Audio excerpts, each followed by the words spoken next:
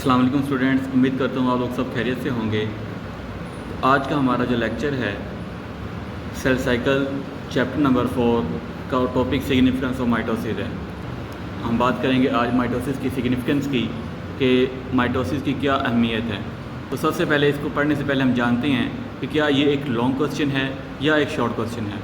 तो स्टूडेंट्स, जो previous results के मुताबिक, प्रीवियस बोर्ड एग्ज़ाम्स के मुताबिक जो ये टॉपिक था, ये पहले भी हमारी पुरानी किताबों में मौजूद था, तो उनमें ये लॉन्ग के तौर पर बहुत इंपॉर्टेंट रहा है। उसके अलावा इसके अंदर से बहुत इंपॉर्टेंट शॉर्ट क्वेश्चन भी बनते हैं जो अमूमन अक्सर बोर्ड के एग्ज़ाम्स में आते रहते हैं, जिनमें हमारे पास ग्रोथ, रीजनरेशन, उसके अलावा एसेक्सुअल रिप्रोडक्शन है हाइड्रा की, ये बहुत इंपॉर्टेंट शॉर्ट क्वेश्चन हैं।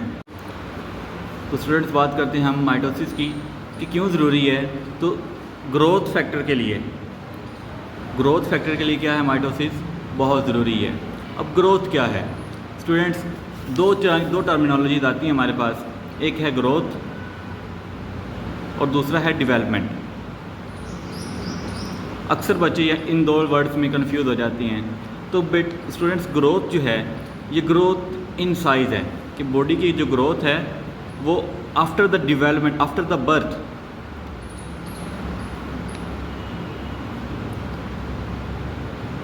तो ग्रोथ क्या है, आफ्टर द बर्थ जो है वो बॉडी के साइज़ में जो इंक्रीज़ हो जाना है, बॉडी का साइज़ इंक्रीज़ कर जाना, वो हमारे पास क्या आ जाती है, ग्रोथ आ जाती है।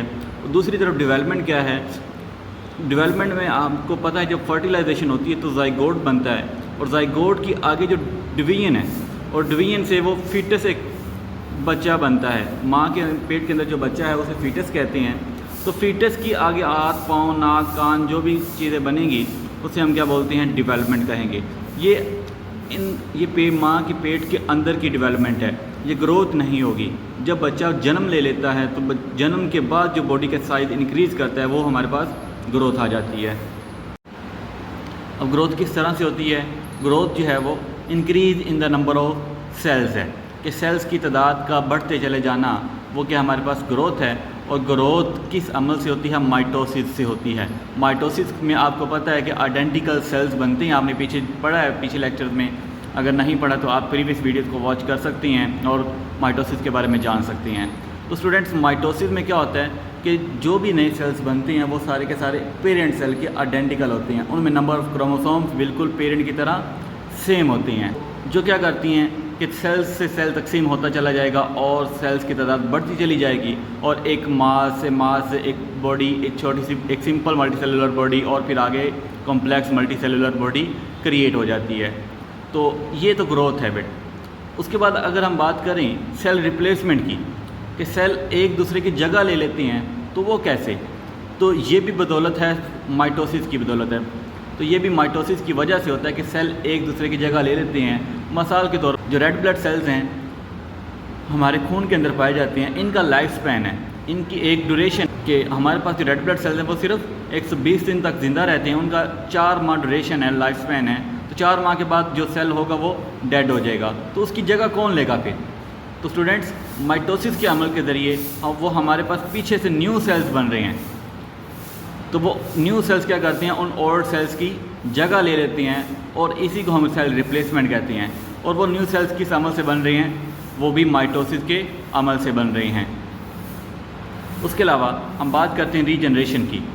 तो रीजनरेशन में भी माइटोसिस का बहुत बड़ा किरदार है कि सेल्स क्या करती हैं, जैसे कि कुछ जानदार क्या हैं हमारे पास, जैसे कि सी स्टार है या स्टारफिश हम कहते हैं इसे, इसका कुछ बाजू क्या होते हैं, ये अपने आप को ब्रेक कर लेती है। अगर इसका बाजू खुद ब खुद टूट जाए या खुद ये अपने तौर पर ये खुद अपना बाजू डिटैच करवा दे, ये इसका स्टूडेंट्स डिफेंस मैकेनिज़्म भी है सी स्टार का, कि कोई भी अगर एक फॉरेन इन्वेडर्स, फॉरेन पार्टिकल क्या है, इनके ऊपर अटैक करता है, तो ये अपने उस फॉरेन पार्टिकल से जान छुड़वाने के लिए अपने किसी भी बॉडी पार्ट को ये डिटैच करवा देती हैं, और जो डिटैच बॉडी पार्ट होगा वो रिमूव हो जाएगा, तो उसकी जगह कौन लेगा, वो खुद ब खुद माइटोसिस के अमल के ज़रिए क्या होगा कि ये रीजनरेट करवा लेती हैं।